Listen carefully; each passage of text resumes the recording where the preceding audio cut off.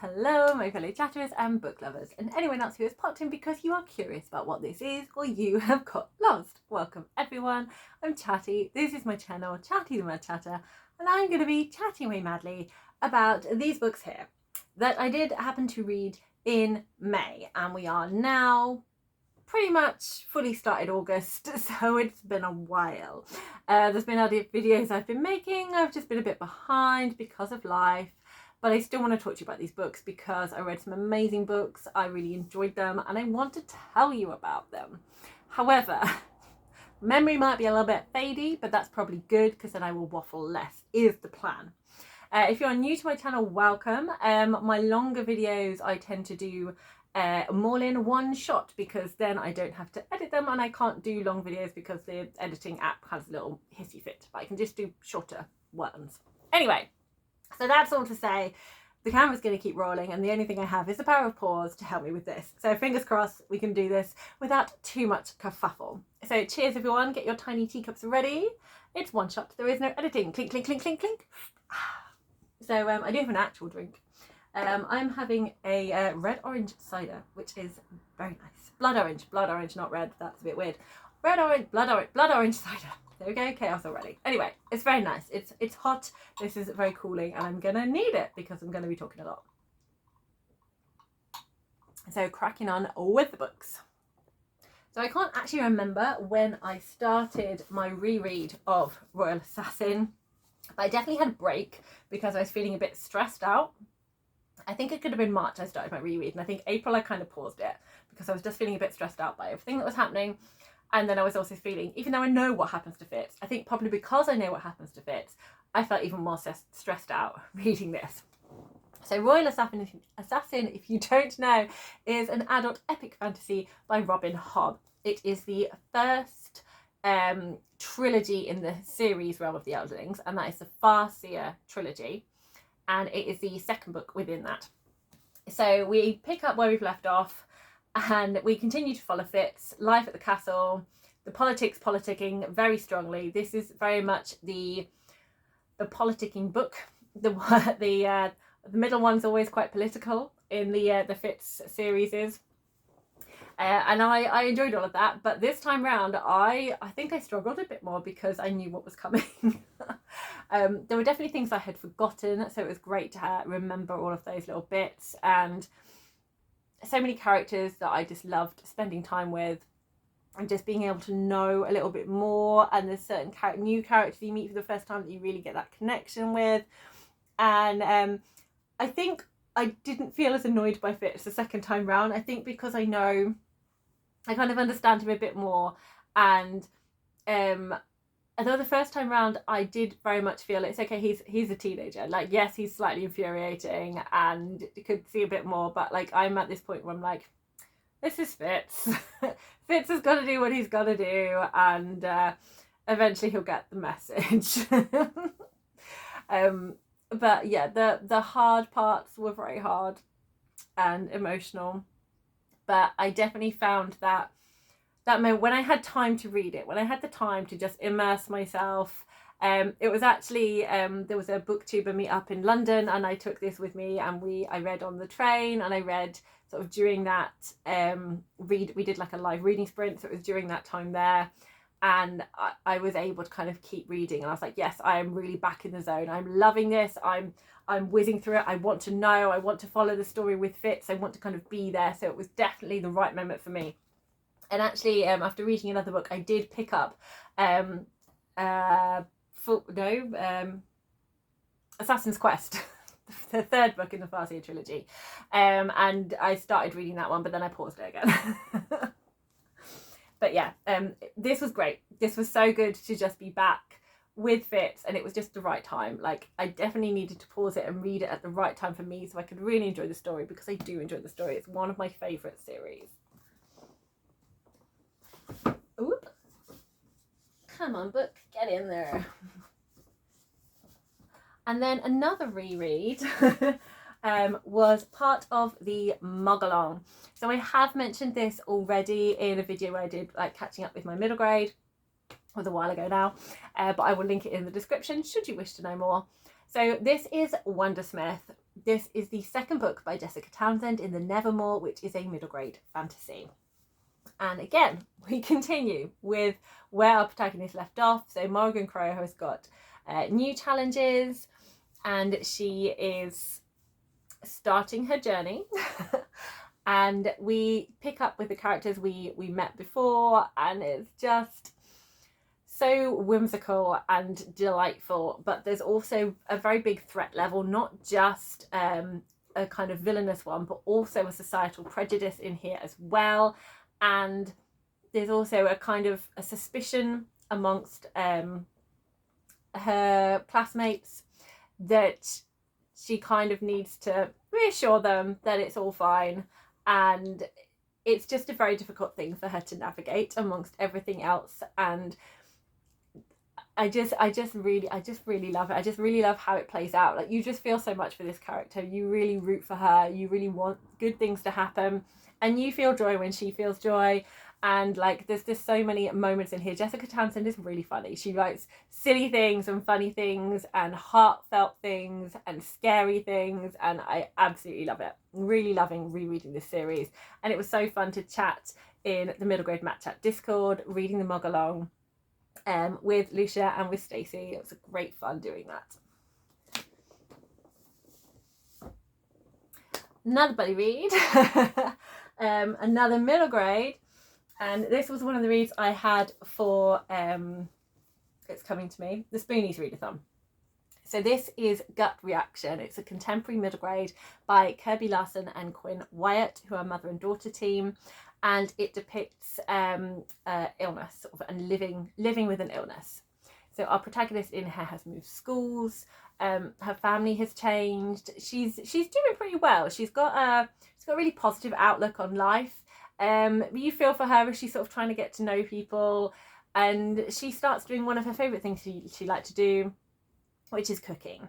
So she starts doing all that again, but she starts to get some pains, and you're kind of following her journey as she's trying to make friends, but also as she's struggling to understand what these pains are and what they mean. And also she's trying to be strong for her family. She's got a younger sibling.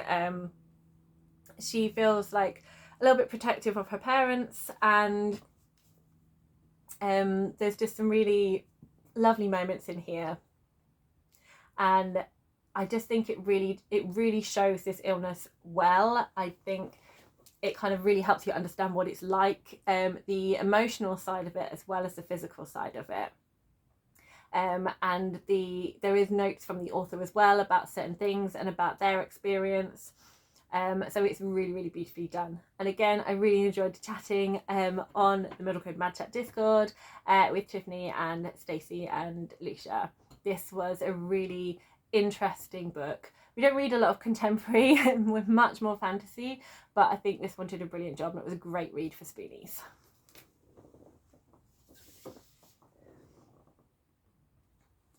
I then had another buddy read that I read for Spoonies, and that was with reading Sing If You Can't Dance by Alexia Casale, and this was with Emily from Novel Novels and Kat from Brews and Reviews and Dani from Dani's Book World. But I didn't get around to chatting a lot because I just really sped through this one.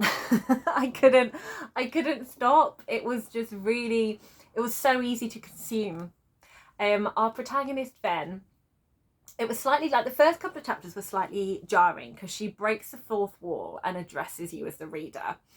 And you definitely get a sense of her character, but it felt a bit full on.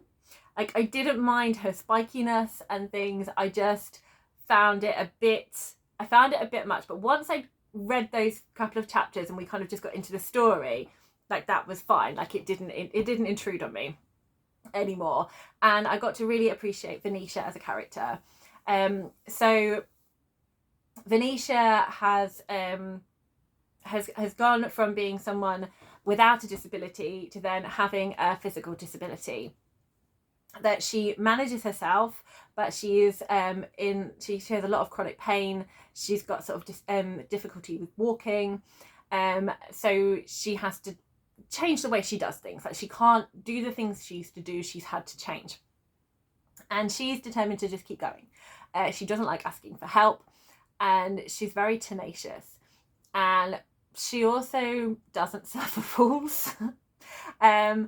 It's quite refreshing, actually. She lays it down like this is how it is, and I appreciate that. I very much appreciate that. I think she does rub people up the wrong way, but I think once they get to know her, it settles down. She's got a brilliant friend, Maddie, but her friend Maddie is continuing to be part of this dancing group that Ven helped to set up.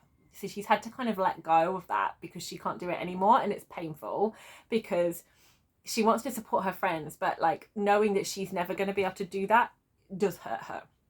So to try and be supportive to them, she's had to distance herself, and that has kind of caused a little bit of friction in her relationship with Maddie. And I think it's brilliant that they've been able to, that they explore it. It's really explored. It's explored in a really thorough and sensitive way, and both sides are kind of listened to, and I thought that was fantastic that we got to kind of see all of that pulled out.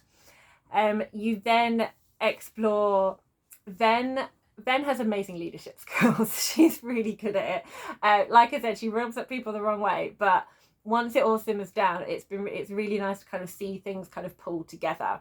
She's also got a lot of self-awareness. She knows she is assertive and a bit bossy, and she's upfront about it. And you start to sort of learn about other people in the singing group. There's also a new kid who is very shy, called Ren, and he has got some very visible scarring across his face that he's very self-conscious of. So there is also that representation as well, and kind of how all of that is explored. So there's a lot of found family, there's a lot of friendship in here, there's a lot of exploring your dreams, and lots of try hard good feel vibes, but also an appreciation of asking for help. There is a subplot that's a romance in here, and also looking at healthy ways of communicating, and all of it, just kind of the way it all kind of came together. It was really, really heartwarming. You find out a lot more about some of the other characters in here and the ways that they've found things difficult, and again how they kind of come together and are able to talk about some really heavy topics in this book. And I just thought it was brilliant. I couldn't stop reading it. It just all of the representation in here felt really powerful. It felt it was very specific to these characters, and like not everyone's going to be the same. And it also just felt really powerful. It was just really powerful. And just the support kind of around there, and the drive that Ven has, it was just fantastic. I just had such a great time with this book, hence why I couldn't stop reading it. And I really want to read more YA from Alexis Casale. Like, she definitely writes YA how I love it. More middle grade. I had a lot of middle grade reading this month. So this was one of the books I didn't get to in April. This is Miss Mary Kate Martin's Guide to Monsters by Karen Fox-Lee. And this is called The Wrath of the Woolington Worm. So we have a delightful protagonist, Mary Kate Martin, who loves a bit of red sparkle, and she's very particular about lots of things. She's got things she likes, and she's got an amazing mum who she's really close with. And her mum has moved to help sort out a problem in Woolington, and Mary Kate starts to investigate kind of what's happening. There's this legend of this worm that has been disturbed by building work. So Mary Kate is going to find out kind of what is causing all these things. So she likes to think about like things she's not sure of and questions, and then find the answers to them. And through doing this, she makes a friend, and they kind of discover the legend of the Woolington worm, and it does link into kind of stuff that is happening within this village, and they try and solve the problem together. So it's really warm-hearted. I think Mary Kate's adorable. I really love her, and her mum.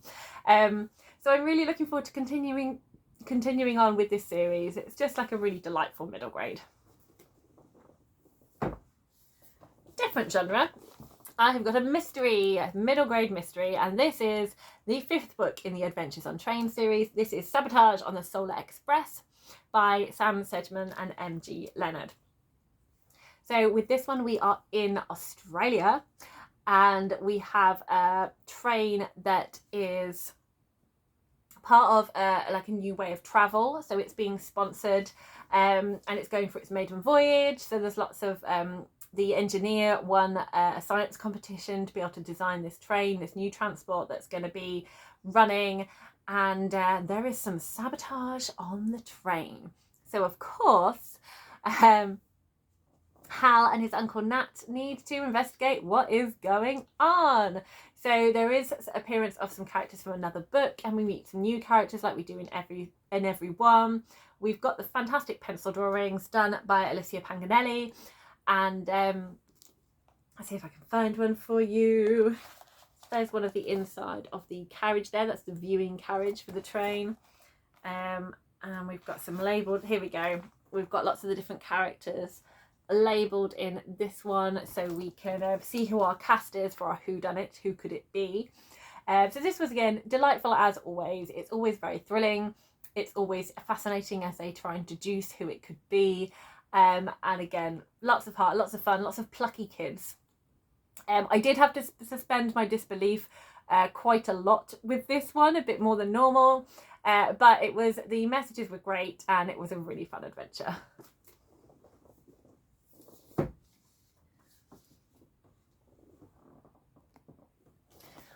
A book I had left over from March that I didn't get to in April because I was waiting for the right moment is a highly anticipated middle grade fantasy. This is Inkbound, Meticulous Jones and the Skull Tattoo by Philippa Laithley. So this book, I am very pleased to say, lived up to all the hype for me. I was very intrigued to find out about this different magic system that we had, this different world, these characters that we get to meet, the mystery of some missing parents, the threat that's kind of around this world, what exactly is going on. All of those things were explored in here, and it was an amazingly fun time. I'm very much looking forward to the next instalment. I really loved our protagonist, Meticulous Jones. Again, she's a very plucky character. She's struggling again with sort of prejudice, and it's kind of like prejudice within herself as well, like feeling that she's going to do something terrible because of what her tattoo has revealed about her. So she's a bit nervous of trying to do anything with magic. But when her father goes missing, she decides to go to the is it called the Inkbound? I can't remember what it was called. Let me have a look. Like, is it Other London? New London. So New London is kind of the magical version, kind of like a magical floating pocket above where regular London is, but this one has magic. And that is all explored with ink and tattoos, and they have gloves which are called tethers, and that's how they use their magic. This was a really fun time. I'm very interested in where it's going to go next. I loved the characters in here, and just all the fun, whimsical stuff you expect from middle grade.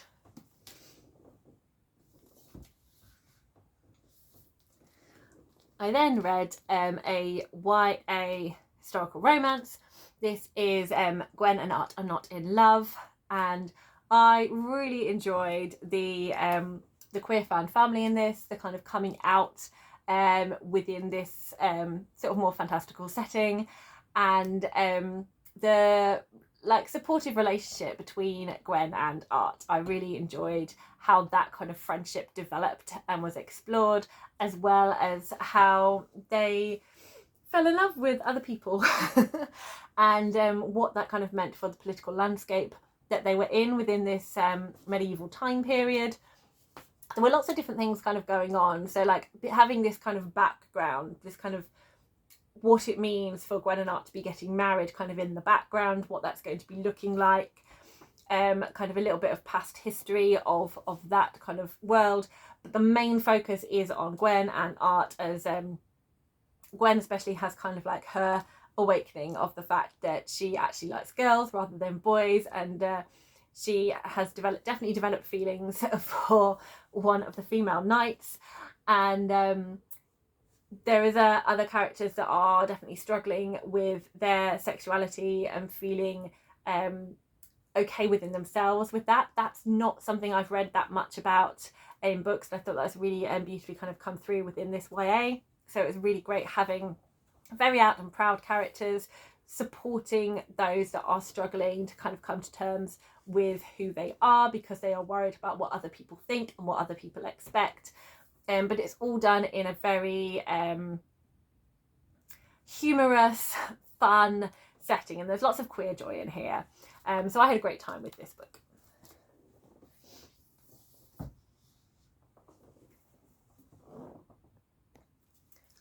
Next, I'm going to talk about The Mountains Sing by Nguyen Phan Quay Mai. So this is a historical book about the war in Vietnam. So we follow two generations. We follow Guava, who is sort of telling this story. She is living in 1972, and we kind of follow her sort of like teenage years.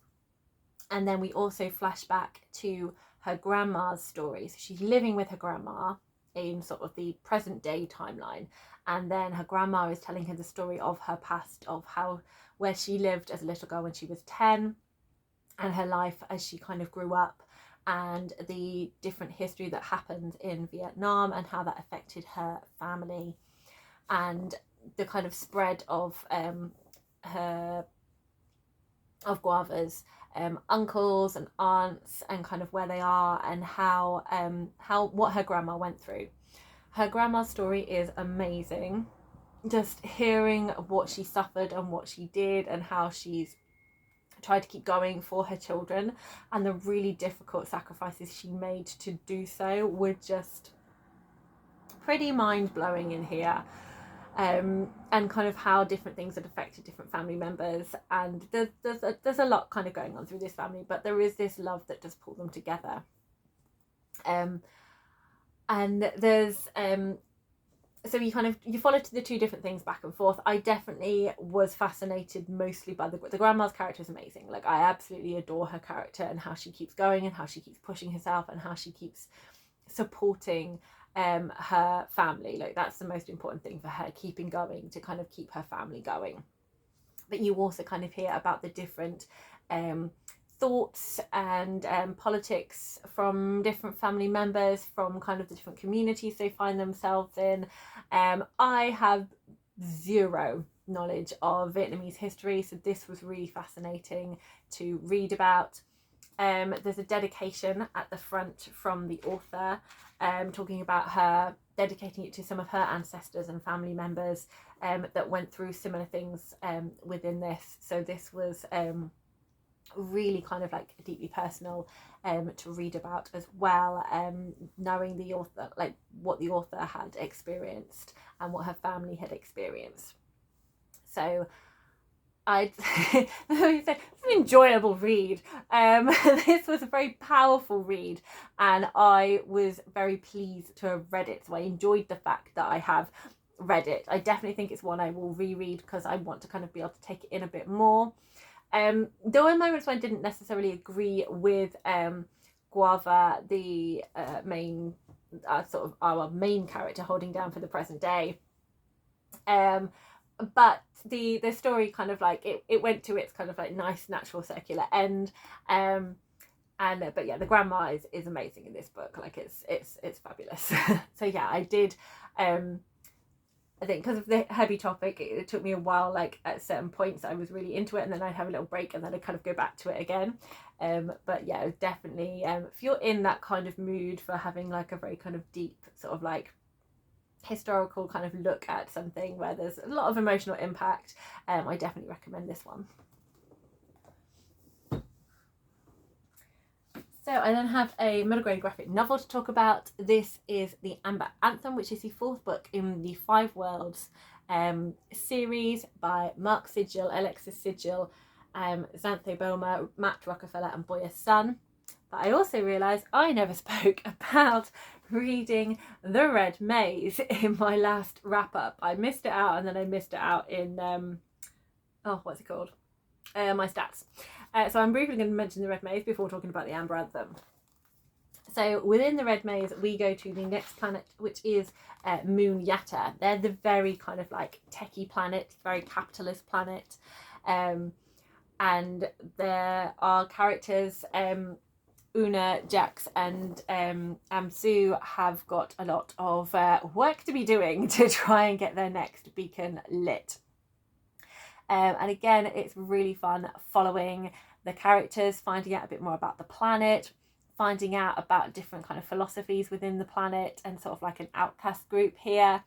And Una learning some new skills that she needs to be able to manage to try and light this beacon. And there is also some other bits going on with the other characters as well. This is a lot of fun. It's really gripping, and I'm just enjoying following these characters as they try and save the world.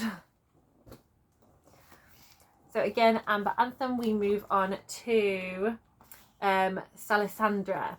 And this one has got a planet full of various different religions on it, and they need to try and bring them all together to sing a song. That's how they're going to manage to get this next beacon lit. But that's very difficult because there's lots of kind of disagreement amongst them.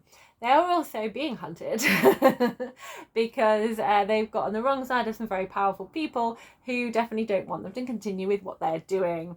So they've got to lay down low, but also try and carry on with their job. We find out a little bit more about certain characters and how things happen. And it's just really fun. This whole series is lots of fun, and the illustrations are gorgeous. Trying to find something that hopefully won't give too much away. You have a little mixture of like the story so far and done in a slightly different illustration, and then we come on to the actual book where we're starting off. So this series is great fun. I highly recommend it if you love middle grade fantasy and sci-fi. This is fantastic. Hey, 4 more books to go. Starting off with another middle grade fantasy, another series. This is Green Wild. This is the second book, which is The City Beyond the Sea by Parry Thomas. Also illustrated by Eliza Pagnelli, who did the Adventures on Trains. So we follow Daisy Thistledown as she tries to protect the Green Wild from those that wish it harm. And their adventures take them on more of a city which is water-based. There's boats. They have lots of things to try and do to carry on with their work to reveal that maybe they are not as protected as what they think they are, and that there are people who are enemies of the Green Wild who do not want these lands to remain these safe havens, that don't care about the nature and want to destroy them. And it is up to Daisy and her friends to try and solve what is happening. We also have another character who was very briefly mentioned in the first book that has ended up joining their crew. There's a little bit of animosity to start off with, a little bit of distrust, but they end up needing to work together. So there's a wonderful kind of found family that's being looked at in here, and more mysteries, lots of delightful magic, and just some really lovely moments. So I'm going to show you, we don't have the map at the back here. Here we go. So we've got this wonderful map here of the place they are mainly exploring in this one. So this was delightful. I really enjoyed this second part, and I can't wait to be reading the third and final one.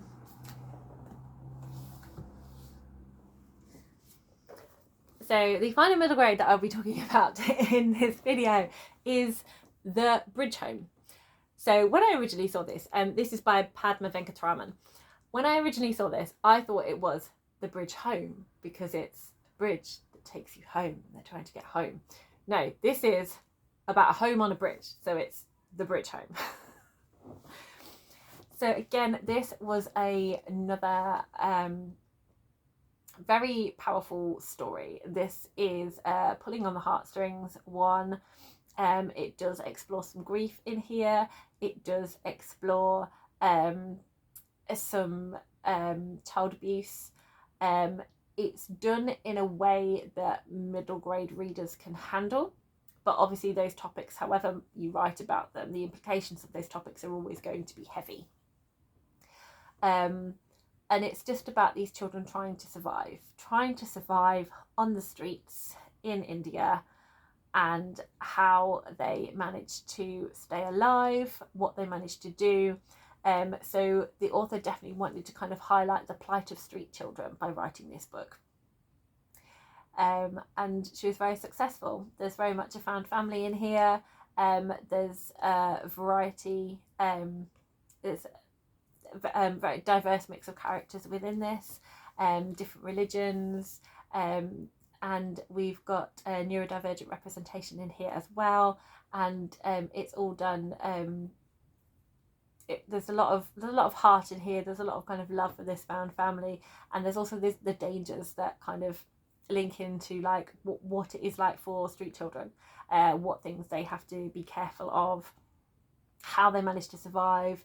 And it was just a really like very powerful story, highlighting this. But the warmth, the heartfeltness, the hope, it's all in here as well.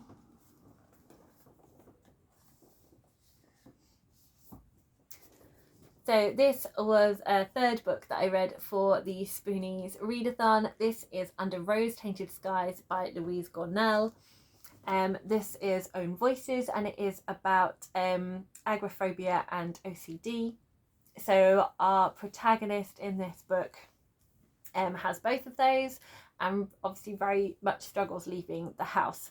So it is described how she manages her day-to-day life, what her hopes and dreams are, how she hopes to manage it, and how she struggles to kind of make and keep friendships because of being stuck at home and finding that very difficult. But she does start to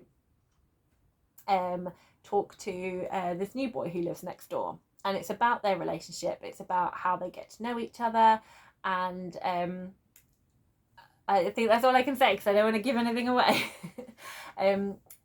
And it doesn't sound like there's a lot in here, but there is a lot in here. Like it's very character based, but it's very much looking at like, you know, how she manages, like what she does to kind of keep herself going, her own worries, her own strengths, like all of that is explored in here. Her mum is amazing, and looking at that relationship she has with her mum is brilliant. And I just think it was just done really, really well. Again, more pulling on the heartstrings, but this was just another fantastic YA read about what it's like to live with OCD and agoraphobia, and I just thought it was brilliant. The final book I don't have, I just have this placeholder here, and that is because I borrowed it from the library as an audiobook, and that is, because I can't remember it off the top of my head, I wrote it down. It's Lessons in Chemistry by Bonnie Garmus, and it was read by Miranda Raisin. I have been very much enjoying audiobooks. Thank you very much, Tiffany, for encouraging me with this. I definitely, when I find the stories that I'm interested in, but I don't feel I've got time to read them compared to other ones that I'm interested in, audiobooks are just such a brilliant way for me to access them, especially when they are read well. When it's not vibing for me with the narration, I do stop it and think I will try the physical book instead, because the narrator just makes or breaks it. And luckily for me, I thought the narrator of this one was brilliant. She really kind of encapsulated Elizabeth Zott, and the way it was read, the very kind of clipped, clear, logical voice was brilliant. Obviously she does the voices of the other characters as well, that all worked brilliantly, but the way the story was kind of told, and how you saw kind of where Elizabeth came from, what she's kind of, how she's battled against misogyny within her field of work, being a scientist, and how she doesn't compromise on her values and principles, and how just because it's not the way everyone else would do it, this is Elizabeth Zott's way, and Elizabeth Zott should always do what Elizabeth Zott thinks she should do, because she's amazing. And I just loved this story. I did think it was a little bit, again, I've just got to let it go. Like, it's a story, it's allowed to kind of have those certain coincidences that happen that just, you feel that maybe it wouldn't happen that way in real life. So there were certain things where, as everything kind of came to the conclusion, that I was like, that was a bit neat, but I'm gonna let it go because I was very happy for all the characters, and it just seemed to it did work. I just felt that's quite the coincidence bringing it together. But other than that, again, hearing Elizabeth Zott talk, hearing Elizabeth Zott say, but no, I don't want that. I think it should be this. It needs to be this. Not I think it should. Sorry, that's a chatty thing. It will be this. This is the only way you can do it. Otherwise, it's not correct. And I just love that. Again, I love that strength. I love her conviction. I think she was brilliant. She was just, yeah. So if you want that strong female protagonist, Lessons in Chemistry, absolutely spot on. So these are all the books I read in May. There was a lot of them. I don't understand how I read them, probably because they were middle grade and very easy to just kind of keep reading. But May was definitely the reading month, and then I read a lot less in June and in July, and definitely in August so far. But I had a great time. I feel most plans have kind of gone out the window. There were other books that I intended to be reading, but it's just not happened as much. But I'm enjoying what I'm reading. I'm going a lot more with kind of what I feel in the mood for, and it was definitely a YA and middle grade month this month. Thank you so much for watching. Please let me know if you've got any thoughts or opinions about any of the books I've spoken about, and if you wanted to tell me about anything you were reading, I would love to know, because you know I love a chat. If you enjoyed this, please do give the video a like, because that's always nice, and if you enjoy the vibe, why not subscribe? Happy reading, everyone.